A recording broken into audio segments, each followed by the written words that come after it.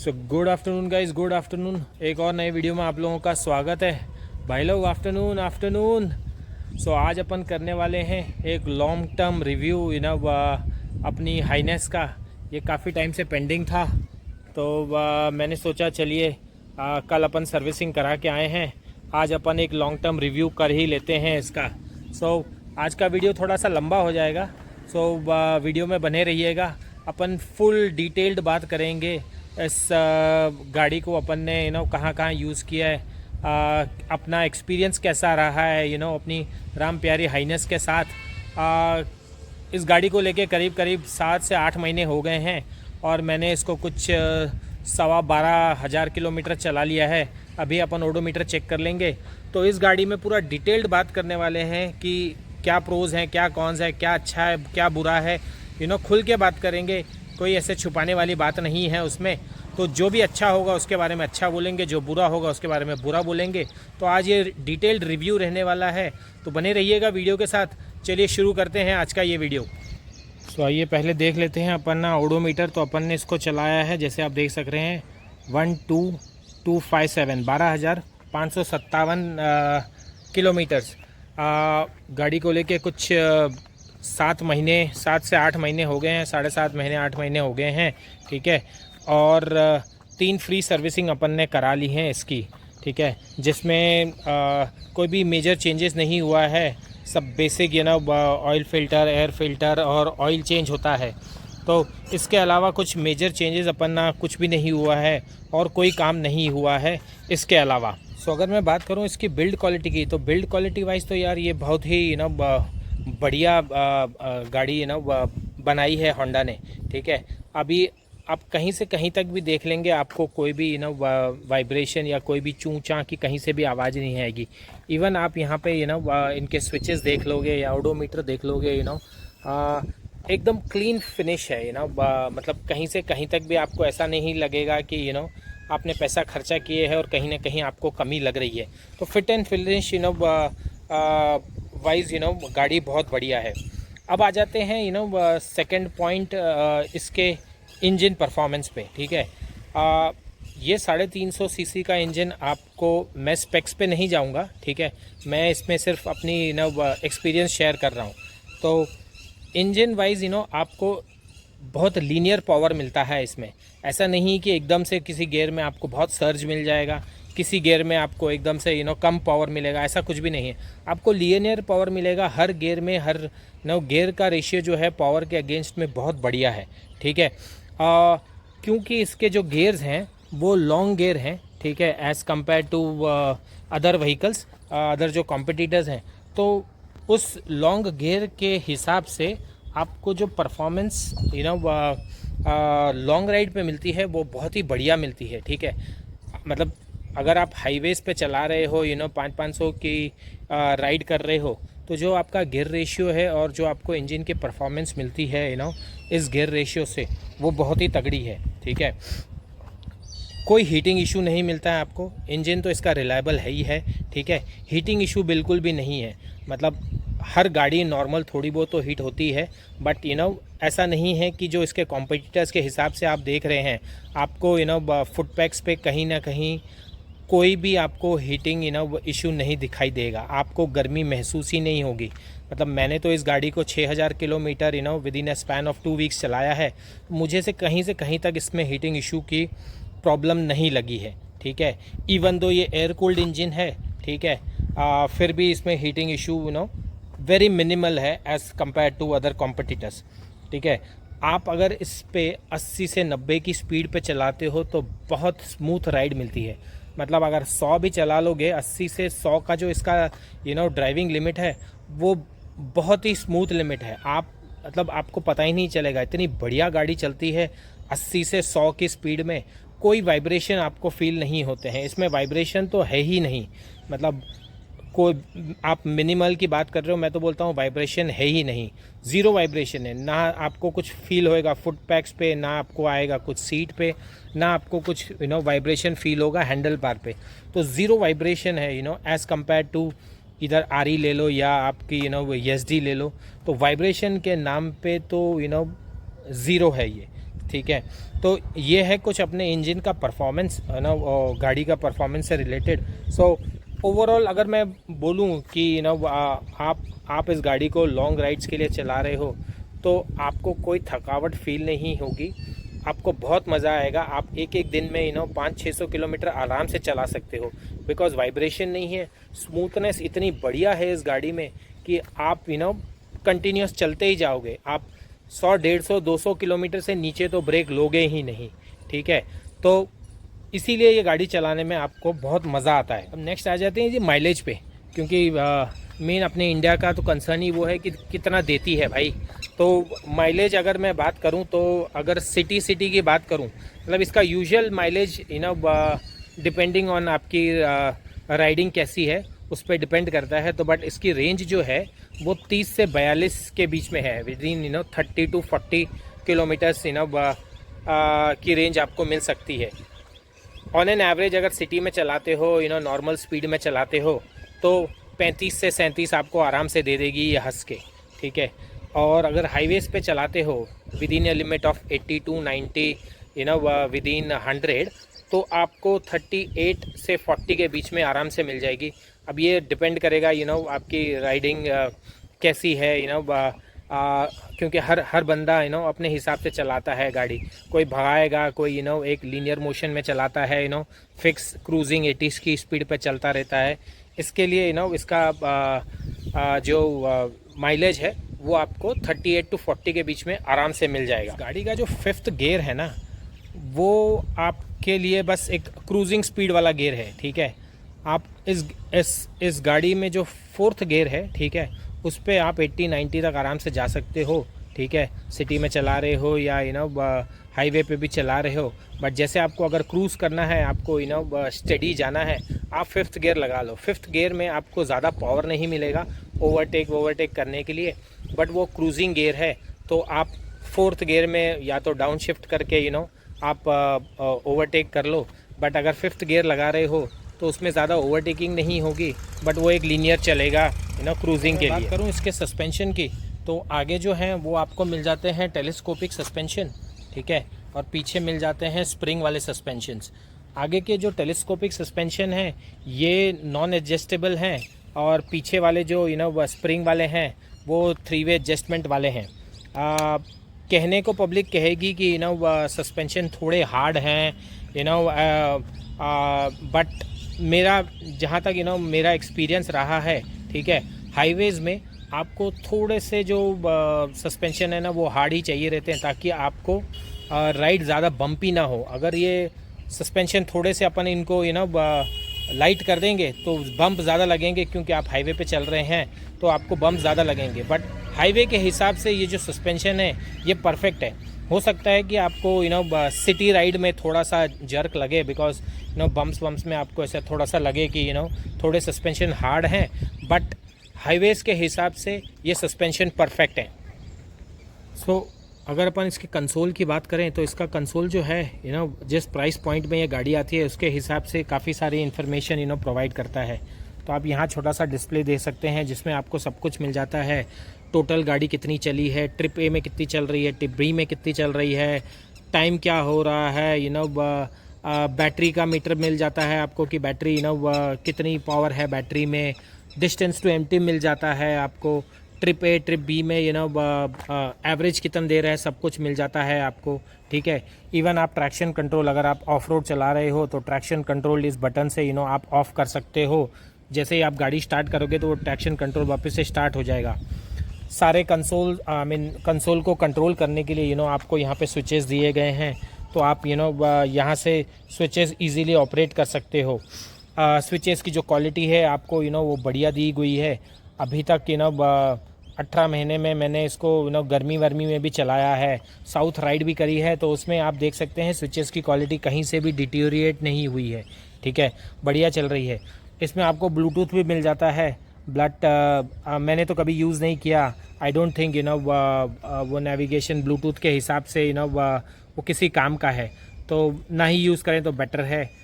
But already company ने दिया हुआ है इसमें। अब मेनली जो है इसकी accessories as compare to RE आपको कम मिलेगी, क्योंकि आरी की जितनी भी एक्सेसरीज़ है वो तो आपको हर शॉप वॉप में भी मिल जाती है। बट अभी होंडा भी हाइनेस के लिए या RS 350 या CB 350 के लिए बहुत सारी एक्सेसरीज़ खुद ही प्रोवाइड करता है। और प्लस आपको अभी बड़ी बड़ी कंपनीज़ भी हैं, लाइक जाना है, बैंडिडोज है, कार्बन फाइबर है, कार्बन रेसिंग है, सॉरी, ये भी एक्सेसरीज़ बनाने लग गए हैं। तो एक्सेसरीज़ भी आपको इजीली अवेलेबल हो जाती है। आपने अगर मेरा एक्सेसरीज़ वाला वीडियो नहीं देखा है तो वो देख लीजिएगा। इसमें मैंने जो जो एक्सेसरीज़ कौन कौन सी कंपनी की कहाँ कहाँ से लगाई है उसका पूरा डिटेल्ड रिव्यू दिया हुआ है। तो एक्सेसरीज़ वाइज आफ्टर मार्केट भी आपको बहुत कुछ मिल जाता है।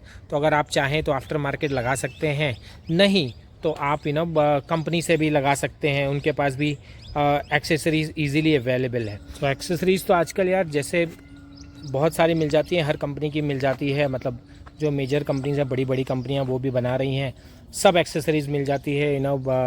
इसके आपको पैनियर्स भी मिल जाएंगे, आपको बैक सैडल स्टेज भी मिल जाएंगे, पैनियर लगाने के स्टेज भी मिल जाएंगे। तो अभी तो इसकी एक्सेसरीज़ अच्छे से मिल रही है। बहुत सारी कंपनीज़ हैं जो इनकी एक्सेसरीज़ बनाती हैं, तो आपको इसकी एक्सेसरीज़ ईजीली मिल जाएगी आफ्टर मार्केट। लिमिटेशन है होंडा के पास आपको लिमिटेड एक्सेसरीज़ मिलेगी। बट अगर आफ्टर मार्केट जाते हो तो आपको बहुत एक्सेसरीज़ मिल जाएगी, हर चीज़ से रिलेटेड मिल जाएगी आपको एक्सेसरीज़। अगर मैं इस गाड़ी की रिलायबिलिटी की बात करूं तो ये गाड़ी बहुत ही रिलायबल है। मतलब मुझे आज तक इस गाड़ी ने कोई परेशानी नहीं की है। मतलब मैंने 12,000 चला ली है, बट कभी भी मुझे इस गाड़ी ने कोई परेशानी नहीं दी है। सिर्फ एक ही बार ये पीछे का टायर मेरा पंचर हुआ है, ठीक है, आगे के टायर में कोई पंचर नहीं है। गाड़ी कहीं से कहीं तक कोई आवाज़ नहीं करती है, कोई स्पेयर पार्ट ढीला नहीं हुआ है, कुछ नहीं हुआ है। मैंने हाईवे राइड ज़्यादा करी है, अभी तक पहाड़ों में मैं ज़्यादा गया नहीं हूँ, बट थोड़ा बहुत ऑफ रोडिंग किया है। तो ऑल इन ऑल मतलब मुझे अभी तक इस गाड़ी से कोई प्रॉब्लम नहीं हुई है। और I mean best in class है। मैं अगर बोलूँगा कि होंडा की जो गाड़ियाँ होती हैं और होंडा की जो फिट एंड फिनिश है गाड़ियों जो बनाते हैं बेस्ट इन क्लास रहती हैं as compare to other competitors. इसमें आपको मैं एक धमाकेदार चीज़ बताता हूँ, जो है इसका क्लच, ठीक है। आप इस क्लच को सिर्फ एक हाथ से ऑपरेट कर सकते हो। देखिए मेरी 3 उंगलियां ऊपर हैं, ठीक है। आप इस क्लच को एक हाथ से ऑपरेट कर सकते हो, जो आपके लिए बहुत कारगर साबित होता है when you are doing city rides, bumper to bumper traffic में।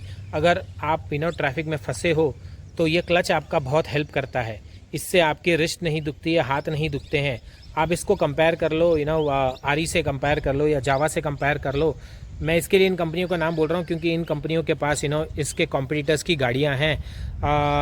तो अगर उनके आप क्लच देख लोगे तो वो इतना हार्ड है क्लच कि आपके हाथ दुख जाएंगे। और अगर आप बम्पर टू बम्पर ट्रैफिक में चला रहे हो तो भैया आपका कुछ ना हो सकता, ठीक है। सो क्लच बहुत लाइट है इसका, ठीक है। फिर आ जाते हैं जी इसकी सिटिंग पोजीशन, ठीक है। अब अगर इसकी सिटिंग पोजीशन आप देखें, ठीक है, तो पैर जो हैं आपके थोड़े से 90 नहीं रहते हैं, थोड़े से स्लैंटेड रहते हैं, बट सिटिंग पोजीशन बहुत अच्छी है, ठीक है। कुछ चेंजेस आपको कराने पड़ेंगे। अगर आपकी हाइट मेरे जैसे छोटी है तो ये हैंडल बार राइज़र आपको लगाने पड़ेंगे। मैंने कार्बन रेसिंग के हैंडल बार राइज़र लगाए हैं, ठीक है। अगर ये हैंडल बार राइज़र आप लगा लेते हैं तो आपकी जो राइड है वो और भी कंफर्टेबल हो जाएगी। स्विच मैं बंद कर दूं, ठीक है।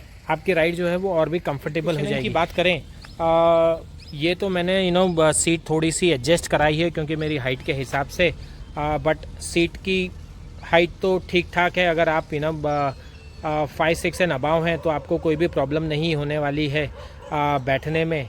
बट मुझे थोड़ी सी सीट थोड़ी सी नीचे चाहिए थी ताकि मेरे पैर नीचे कंफर्टेबली बैठ रुक जाएं, तो मैंने इसके लिए सीट को थोड़ा सा छोटा करा दिया है। इवन दो ये मैंने सीट को थोड़ा सा कम करवा दिया है, फिर भी मुझे कोई प्रॉब्लम नहीं हुई है मेरी लॉन्ग राइड्स पे, ठीक है। तो उसकी कुशनिंग जो है वो ना ज़्यादा सॉफ्ट है ना ज़्यादा हार्ड है, ठीक है। एडिक्वेट अमाउंट है जितनी अपने को चाहिए। ऑनेस्टली बताऊं, अगर आप 200-250-300 किलोमीटर एक स्ट्रेच में करते हो, वो कोई भी गाड़ी होने दो, कितनी कंफर्टेबल सीट होने दो, आपके बम्स तो दुखेंगे ही दुखेंगे, ठीक है। तो अगर आप इंटरवल्स में लेके गाड़ी चलाते हो तो वो हमेशा एडवाइजेबल रहता है, उसमें आपको कभी भी पेन नहीं आएगा। हाँ, तो पब्लिक एयरबैग सीट पे एयर सीट लगा लेती है, अलग अलग वो लगा लेते हैं, बट मुझे तो कभी कोई प्रॉब्लम नहीं आई। Even though I am 50 years of age as compare to all the youngsters, तो मुझे तो 6000 राइड में भी कभी प्रॉब्लम नहीं आई। पीछे की सीट में हो सकता है कि आपको पिलियन को बिठाने में थोड़ा सा लगे, क्योंकि उसकी विड्थ थोड़ी सी छोटी है। सो ये हो सकता है कि पीछे जब पिलियन बैठे तो उसका लॉन्ग ड्राइव में तो उसको दर्द थोड़ा ज़्यादा हो। अब इस सिटिंग पोस्चर में एक और बेनिफिट ये है कि आप इससे सैडलिंग बहुत अच्छे से कर सकते हो। अगर आपने आरी की मीटियोर 350 देखी है, क्योंकि वो इसका क्लोजेस्ट राइवल है, उस पर अगर आप बैठोगे, ठीक है, वो क्रूज़र बाइक है, ये भी सॉर्ट ऑफ क्रूज़र ही है बट सिटी बाइक है, बट उसमें अगर आप बैठोगे तो उसमें आप सैडलिंग नहीं कर पाते हो। इसमें आप बहुत कंफर्टेबली सैडलिंग कर लेते हो। और क्योंकि मैंने ये कार्बन रेसिंग के हैंडल राइजर्स लगाए हैं, ठीक है, इससे क्या होता है कि आपको सैडलिंग करने में और इजी हो जाता है। आप देख सकते हैं ये वीडियो में कि मैं कैसे सैडलिंग कर रहा हूँ, तो सैडलिंग आप बहुत कंफर्टेबली कर सकते हैं।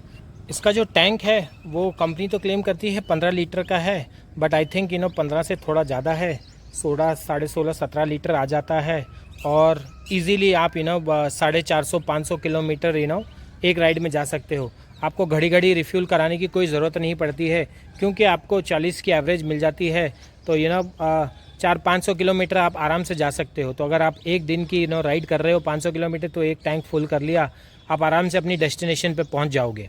इसकी अगर मैं बात कर लूँ तो आपको निशिन के कैलिपर्स मिल जाते हैं इसमें। आगे की ब्रेक तो अच्छी है, पीछे की ब्रेक थोड़ी सी कम है, ठीक है।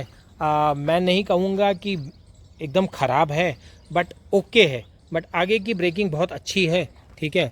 आप जहाँ चाहो वहाँ गाड़ी रुक जाएगी, प्रोवाइडेड आप दोनों ब्रेक यूज़ करते हो। तो अगर सिर्फ आप पीछे के ब्रेक के भरोसे रहते हो तो सडन ब्रेक मारोगे तो एकदम गाड़ी रुकेगी नहीं, थोड़ा सा आपको आगे की ब्रेक भी यूज़ करनी पड़ेगी। So I mean my suggestion is and majorly सब लोग दोनों ब्रेक्स एक साथ यूज़ करते हैं, तो सिर्फ आगे की ना करके दोनों एक साथ ब्रेक यूज़ करोगे तो गाड़ी आप जहाँ चाहते हो वहाँ रुक जाएगी।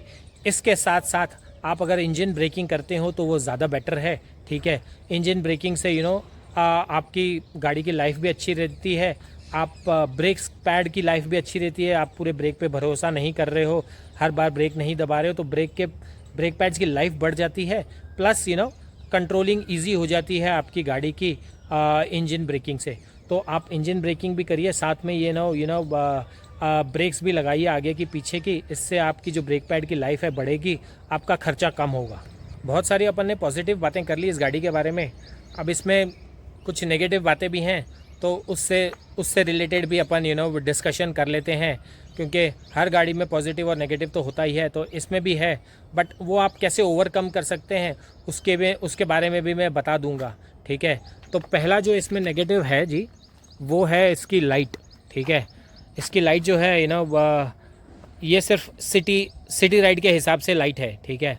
क्योंकि आजकल BS6 नॉर्म्स हैं, ये LED लाइट दे देते हैं और डे लाइट रनिंग लाइट्स होती है, तो बैटरी का ध्यान भी रखना होता है। उस चक्कर में ये LED लाइट दे देते हैं, बट ये LED लाइट का थ्रो जो है ये सिर्फ सिटी लाइक ही है। अगर आप हाईवे पे चले गए तो बिलीव मी आपको कुछ दिखाई नहीं देगा इस लाइट्स के हिसाब से। इसके लिए आपको ऑक्स लाइट्स लगानी ही पड़ेगी। तो आप देख सकते हैं मैंने भी ऑक्स लाइट्स लगाई हुई हैं, ठीक है। मैड डॉग की और HJG की मैंने लगाई हुई हैं। अब ये मैंने 2 क्यों लगाई हैं, इसका भी एक वीडियो मैंने बनाया हुआ है, इसका भी एक रीज़न है। तो आप वो मेरा वीडियो जाके देख लेना, आई बटन में लिंक आ रही होगी या डिस्क्रिप्शन में मैं लिंक दे दूंगा, या आप मेरे चैनल पे जाके देख लेना। बट एक मेजर ड्रॉबैक जो है वो है इसकी लाइट, ठीक है। तो जैसे ही आप गाड़ी लेते हैं पहली फुर्सत में आपको फॉग लाइट लगा लेनी है, अगर आप हाईवे राइड पे जाते हो तो, ठीक है। सेकंड जो इसका ड्रॉबैक है, ठीक है, वो है इसके मिरर्स, ठीक है। आप ये मिरर्स देख सकते हैं, ये वाले जो मिरर हैं ये मैंने आफ्टर मार्केट लगाए हैं, ये एवेंजर के मिरर्स हैं, ठीक है। जो इसके ओरिजिनल मिरर्स आते हैं वो गोल आते हैं, ठीक है, और उनकी जो लेंथ होती है वो यहाँ तक ही आती है। तो आधे मिरर में वो आपका शोल्डर ही दिखता रहता है। तो इस चक्कर में मैंने जो हैं ये मिरर्स चेंज करके एवेंजर के मिरर लगा लिए हैं। अभी आप देख सकते हैं मिरर्स पूरे एंड तक आ रहे हैं। इस पे भी मैंने एक डिटेल्ड वीडियो बनाया है, अगर आप चाहो तो वो जाके देख सकते हैं। बट ये एक सेकेंड ड्रॉबैक है कि इसके मिरर्स में आपको पीछे से क्या आ रहा है वो प्रॉपरली दिखाई नहीं देता है। जो मेजर ड्रॉबैक है या नेगेटिव पॉइंट है वो है जी इसका नेटवर्क सर्विस सेंटर। अगर आप देखें ये गाड़ी जो है ये होंडा के बिग विंग शोरूम से ही बिकती है, और बिग विंग शोरूम जो हैं वो बहुत कम है एज़ कम्पेयर टू होंडा के नॉर्मल शोरूम्स, ठीक है। सो क्योंकि शोरूम्स कम हैं तो सर्विस सेंटर भी कम है as compare to competitors which is RE and खैर जावा के भी कम है, बट आरी से अगर आप कंपेयर करोगे तो इनके सर्विस सेंटर बहुत कम है। तो अगर आपके सिटी में सर्विस सेंटर नहीं है तो ऐसे कई लोग होते हैं जो सर्विस सेंटर नहीं है तो गाड़ियां भी नहीं लेते हैं, क्योंकि सर्विस कराने फिर 100, 150, 200 किलोमीटर दूर जाना पड़ेगा, तो वो पब्लिक के लिए दिक्कत होती है। बट गाड़ी आई मीन बेसिक सर्विसिंग के अलावा गाड़ी में कोई दिक्कत नहीं आती है। तो अगर आप गाड़ी ले भी लेते हैं और रेगुलर सर्विस अपनी सिटी में खुद ही कर लेते हैं, oil while change after 3 service, तो I don't think so any problem होनी चाहिए। बिकॉज मेजर सिटीज़ में इन लोगों के सेंटर्स हैं, सर्विस सेंटर भी हैं, ठीक है। आप कहीं राइड पे जाते हैं तो करा सकते हैं। जैसे मैं गया था तो मैंने विशाखापट्टनम से इसकी सेकंड सर्विस करवाई थी। थर्ड सर्विस तो मैंने अभी कल करवाई है। सेकंड सर्विस जो थी वो मैंने विशाखापट्टनम से कराई थी जब मैं साउथ की राइड पे गया था। तो मेजर सिटीज़ में है तो आप चेक कर लें कि कहाँ पे है, कैसा है। बट ये एक ड्रॉबैक है, थोड़ा इस पर होंडा को वर्क करना चाहिए, इम्प्रूव करना चाहिए। अब अगर क्योंकि ये हाई एंड वाली गाड़ियाँ तो है नहीं, अब हाई एंड वाली गाड़ियाँ 500 सीसी से ऊपर वाली को कंसिडर करते हैं, बट ये बिकॉज ऑफ 350 सीसी की है, फिर भी सर्विस प्रोवाइड करने के चक्कर में ये प्रीमियम गाड़ी कंसिडर करके होंडा ने इसको बिग विंग के शोरूम में रखा है। तो बिग विंग से बिकती है तो बिग विंग के शोरूम कम है, इसी के लिए हर सिटी में इसका शोरूम और सर्विस सेंटर नहीं मिलता है। ये एक थोड़ा सा ड्रॉबैक है। आपको MRF के मिल जाते हैं, कंपनी से लगे हुए हैं। आगे आपको 19 इंच के मिल जाते हैं और पीछे जो हैं वो 18 इंच के मिल जाते हैं। अब ये जो टायर्स हैं ये ऑफ रोड वाले टायर नहीं हैं, सिटी ड्राइव वाले टायर हैं। तो अगर इसमें ऑफ रोड में जाने में कोई प्रॉब्लम नहीं है, पब्लिक तो इसको लेके लद्दाख वद्दाख भी हुआ ही है इन्हीं टायरों पे, तो प्रॉब्लम ऐसा कुछ नहीं आती है। बट अगर आपको ज़्यादा ऑफ रोड करना है, आप सोच रहे हो कि ज़्यादा ऑफ रोड करना है, ये टायर स्लिप मारेंगे, तो आप ऑफ रोड वाले टायर लगा सकते हो। बट ऑन एन एवरेज ये टायर भी बढ़िया हैं, बढ़िया चल जाते हैं, तो आपको एक कंफर्टेबल राइड का एहसास दिलाते हैं। गाड़ी की क्वालिटी की मैं बात करूं तो क्वालिटी टॉप नॉच है यार, है ना। अभी मैंने सर्विसिंग कराई तो ना ही कोई चेन का इश्यू आया है अभी तक मुझे, ना मैंने चेन लूज़ कराई है ना टाइट कराई है, कुछ भी नहीं कराया है, ठीक है। चेन जैसी थी वैसी की वैसी है। सर्विस सेंटर वालों ने भी कुछ नहीं किया है, ठीक है। नॉर्मल साफ़ सफाई करके लूबिंग कर देते हैं। ब्रेक पैड्स अभी भी चल जाएंगे, उन्होंने बोला बहुत अच्छी कंडीशन में है, आराम से चल जाएंगे।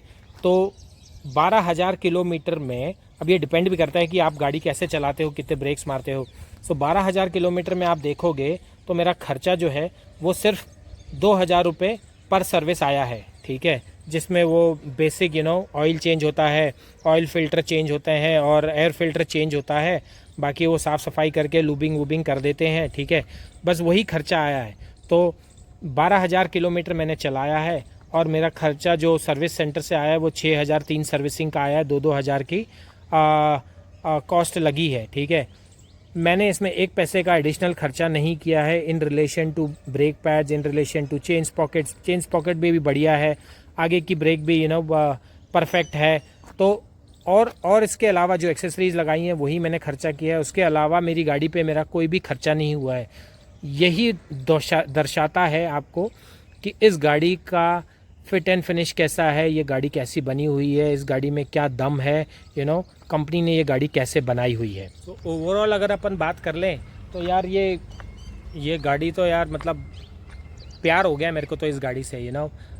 मैंने एवेंजर जो है 12 साल रखी थी, वो बेच के मैंने ये ली है, ठीक है। तो और जब से मैंने ये ली है मुझे तो बहुत मज़ा आता है चलाने में। क्या इसका एग्जॉस्ट साउंड है, क्या चलती है, वाइब्रेशन नहीं है, आप लॉन्ग राइड पे आराम से जा सकते हो।